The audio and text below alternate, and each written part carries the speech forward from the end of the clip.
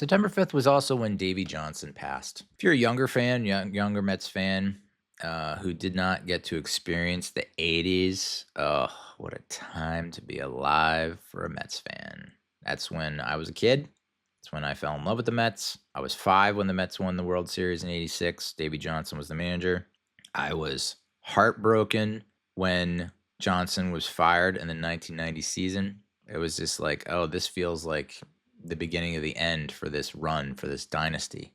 He was 82 years old when he passed. He took over the Mets in 1984. He took over a team in 84 that hadn't won a pennant since 1973 when we went to the World Series and lost to the A's. By the way, go back and look at that 73 Mets season. It's fucking insane. As someone who wasn't alive during that time, I was born after that. Looking back at that now, it's like, whoa, what a ride. He became the first National League manager to win at least 90 games in each of his first 5 seasons. You know, that 83 team won only 68 games, but you had Darryl Strawberry, who was a rookie, looking really good. You had the trade to acquire Keith Hernandez. You know, when Johnson was hired, he made the decision to bring up Doc Gooden, and we ended up getting 90 wins in his debut season. In 84, we had the 3rd best record in the National League. Now, there were a lot fewer teams. Not a lot, but there were fewer teams. You know, with only 2 divisions in each league, East and West. We had the 3rd best record in the National League, but there was no divisional series.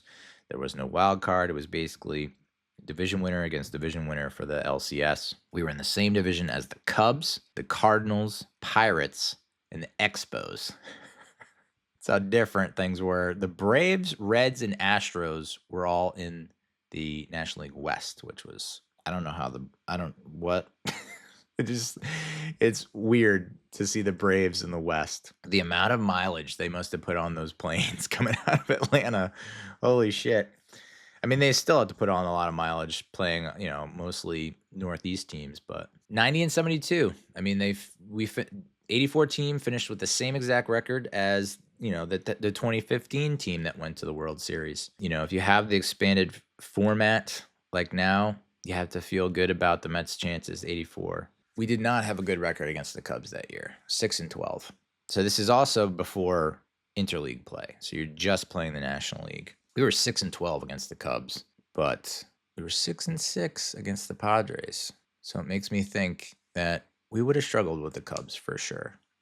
But it was it's the Padres who ended up going to the World Series. So who knows how things would have played out. I think there are a lot of those teams from the 80s and even the 90s where if you have this expanded playoff format, they would get in, and who knows what happens from there. But we got Gary Carter, of course, before the 85 season, won 98 games, finished in 2nd place that year, 3 games behind the Cardinals, and didn't make the playoffs just because there's no expanded playoff format, which is, you know, this is what was so frustrating and heartbreaking about the 80s and 90s Mets is like they put up a lot of wins. 98 wins in 85, no playoffs. 92 wins in 87, no playoffs. 87 wins in 89, no playoffs. 91 wins in 90, no playoffs. Even in the 90s, 97, 98, we had 88 wins, no playoffs. And even like the 07 and 08 collapses, 88 wins in 07, 89 wins in 2008. If you have the expanded playoff format, we're in. Not to overstate things and make it dramatic, but it affects and impacts jobs because you look back the season and you say, oh, we didn't make the playoffs. We didn't make the playoffs. We didn't know enough to make the playoffs. That was a major reason why Johnson was fired, which is so stupid. 86 team, obviously 108 games, won best in the majors. Only the 2nd time the Mets won 100 games in a season up to that point, right? Because the only time that they had won 100 games before that was in 69. Of course, we won 188 and then 101 in 22. We won 92 games in 87, fell 3 games short of the Cardinals again. That Cardinals-Mets rivalry was at its peak in the 80s. The Cardinals didn't exist. The Mets might have been even more of a dynasty, winning more World Series. 88, obviously won 100 games to win the division. That NLCS against the Dodgers still haunts me to this day. Sad, but true. You know, so he in the 90 season, he gets off to the 20-22 start. Obviously in 89, we don't make the playoffs, but it's not like we were a bad team. I think the Mets just had champagne problems where the expectations were really high. You know, 89, we get 87 wins and miss the playoffs. We finished 2nd. 6 games back. 90, you get off to the 20-22 start, and that's when general manager Frank Cashen fires Davey Johnson, which you want to talk about alternate realities, alternate universes, other timelines, brighter timelines, better timelines than whatever the fuck is going on right now in this timeline. It's like, I didn't realize I sold my soul so many times.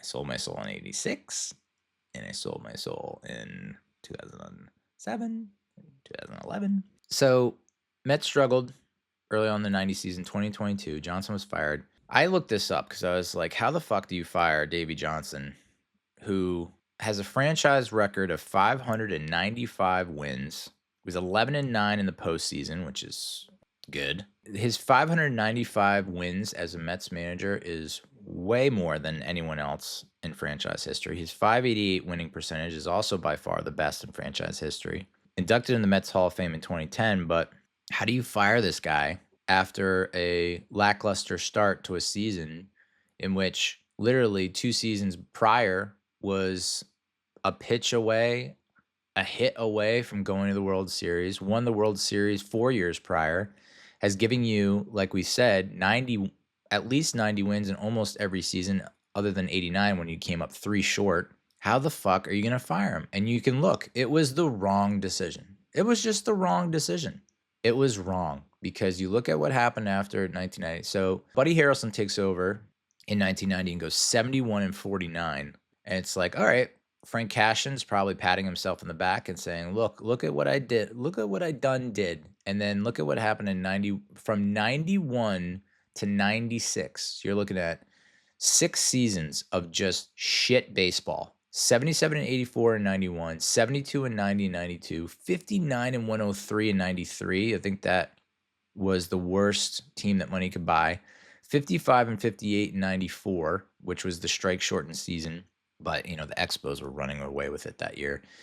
69-75 in 95, which was also a shortened season due to the strike. 71-91 in 96. That's 96 is when we started to turn it around, and that's when Bobby Valentine was hired. We had Lance Johnson, Bernard Gilkey. That was one of my more underrated teams, like low key one of my favorite teams in franchise history was 96, because then it just felt like they had a new energy in the building. We had some good guys on the roster in the clubhouse. But you want to talk about absolutely destroying a franchise. It took 6+ seasons to recover from firing Davey Johnson, who had given you 6+ playoff worthy seasons. It didn't make the playoffs just because the playoff format sucked back then, but 6+ playoff worthy seasons. In the following 6 seasons, we didn't even sniff the playoffs. We didn't top 77 wins in 6 seasons. Ugh. Davey comes out the winner here because he ends up going to the Reds. I think the last time the Reds won a playoff game was 1995 when Davey Johnson was manager. He was second in manager of the year in 84, second in NL manager of the year voting in 84. He was 4th in 85, second in 86, which who the fuck won National League Manager of the Year in 86? That would be better than Davey Johnson. He finished 4th for NL Manager of the Year in 87, 3rd in 88. With the Reds, he was 2nd for Manager of the Year in 94, 2nd in 95 with the Reds, 6th for the Orioles in 96. He won AL Manager of the Year with the Orioles in 97, and he won NL Manager of the Year in 2012 with the fucking Nationals. So anyone is like, well, he benefited from a Mets team that was just a juggernaut. It's like the Reds, who have not had success since Davey Johnson. The Orioles, who have had very limited success since Davey Johnson. You could say they had a good run with Buck Showalter. And, there are plenty of people that are, I'm sure O's fans could chime in and be like, Jeffrey Mayer. And then 2012 with the Nats. You want to talk about huge pivotal moments in franchise history? Firing Davey Johnson was one of the worst decisions that the franchise could have made. 100%. The way that they treated Strawberry and Gooden, their players, it's like, guys, you have something here. You have something that this extended period of success. Because when was the last time that they had a 6-season stretch like that? You'd be hard pressed to find it. Maybe you could say from 69 to 73. I mean, that was one of our best stretches in franchise history, other than maybe 97 to 2000. Again, not 6 seasons. It boils my blood to see that happen. So you might be saying to yourself, well, what was this bitter feud that Davey Johnson had with Frank Cashen, the general manager? I ran it through the old ChatGPT. The feud stemmed from fundamental differences in philosophy, personality, and power dynamics. Johnson was one of the first managers to heavily use computer data and statistics to guide decisions, which is, I mean, the guy is a pioneer, a visionary. Cashen was an old school executive who trusted scouting and gut instincts. He disliked Johnson's reliance on IBM computer printouts and thought he was overmanaging. What an asshole. I'm sorry. I mean, I'm sure he's a great guy, Frank Cashen, but what an asshole. This is a manager who's pulled your franchise out of the fucking gutter. This goes back to the playoff format. If it's an extended playoff format, how do you fight? His record, the team's record would have been good enough to make the playoffs every single season that he was manager. How would you then move on from him and fire him? That's how tight, the room for error in the 80s and 90s before they expanded the format was little to none. And it's like, it was really, truly a what have you done for me lately environment, which is, high pressure boiler room situation. And I think it got to Frank Cashen because it's like, dude, we're right there. And he honestly thought that there was, Harrelson only lasted one more season. He was, 91. He ends up getting canned or left, and then Cubbage takes over for the last week. You have Torborg for 2 seasons, Dallas Green for 3 seasons before he's fired towards the end in the last month, and Bobby Valentine takes over, and then Valentine has a nice little run there. But my God, dude, if you had just stayed the course, if you had just relaxed. That's what's tough when you're in the New York environment, is that you have the media probably poking and prodding, and the New York media, they want stories and they want to drive storylines and conflict because that's what results in the best stories. And I'm sure there was a lot of pressure from the media, like, oh, another season where you come up short, 3 games short, another season. And that must, I guess that pressure from the press must have weighed on Cashen to say we need to make a move, where it's like, no, you don't. Davey Johnson was confident, outspoken, and brash, often challenging the front office publicly. Cashen was more conservative, buttoned down, and disliked by being undermined. He thought Johnson didn't show him ownership and enough respect. And it's like, Johnson was right.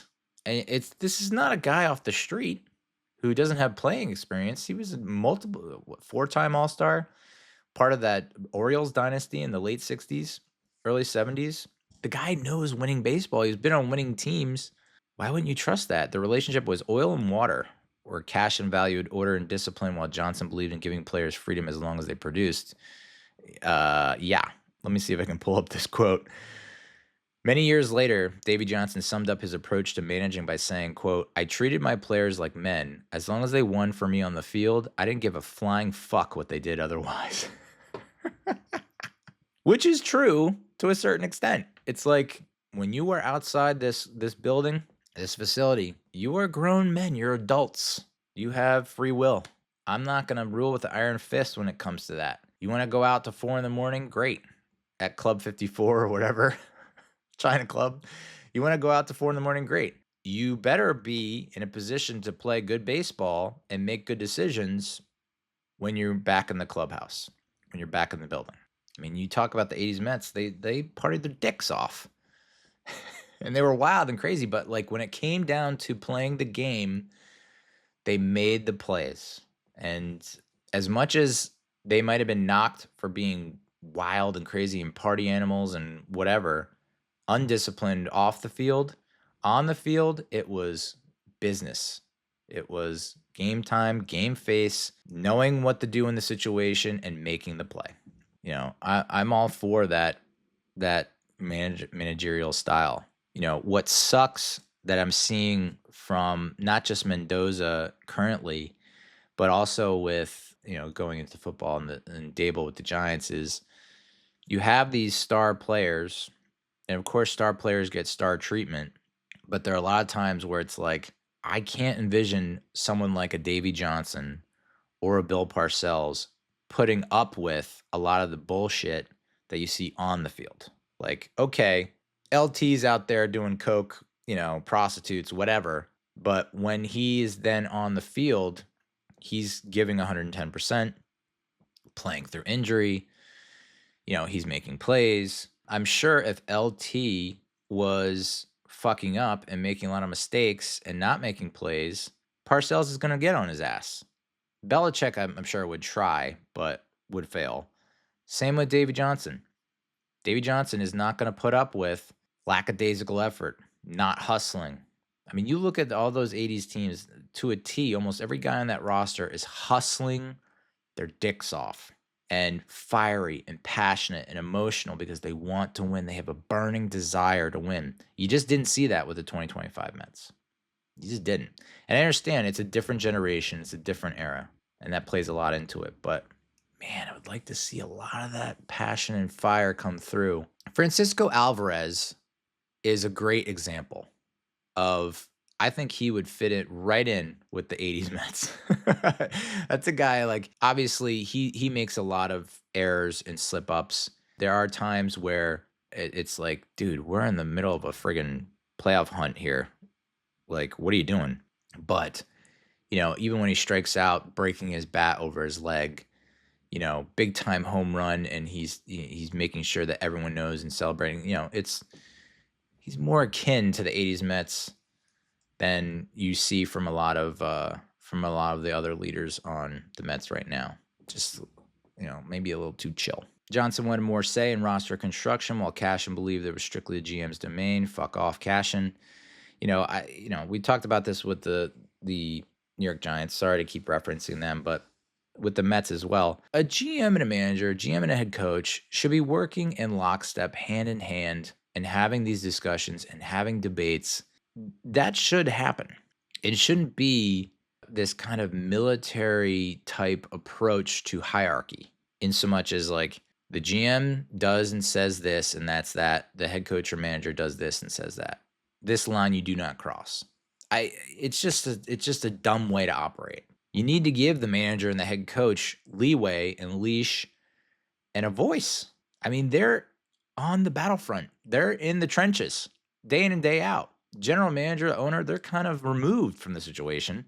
So why wouldn't you put more faith and confidence into your manager or head coach and not make it about optics or narratives or storylines or any of that bullshit? It's like, are you winning? Great. Trust who you have hired to make the right decisions, or at least to hear them out and provide them an avenue or a channel for input, especially after you've seen the success that he had.